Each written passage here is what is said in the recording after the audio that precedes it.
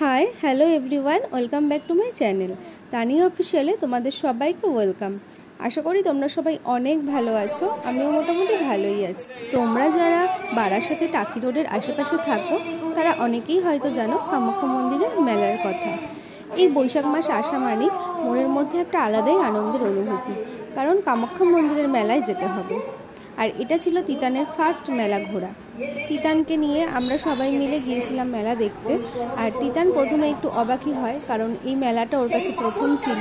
আর Titan light দেখতে খুব ভালোবাসে, ওই জন্য ও সমস্ত লাইটগুলো ঘুরে ঘুরে দেখছিল।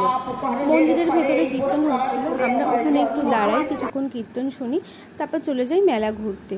প্রথমে আমরা এই দোকানে যাই, এই দোকান থেকে তিতানকে একটা খেলনা কিনে দেওয়া হচ্ছিল, কিন্তু এই খেলনাটা ওর পছন্দ না, ও নিতে চাইছিল না।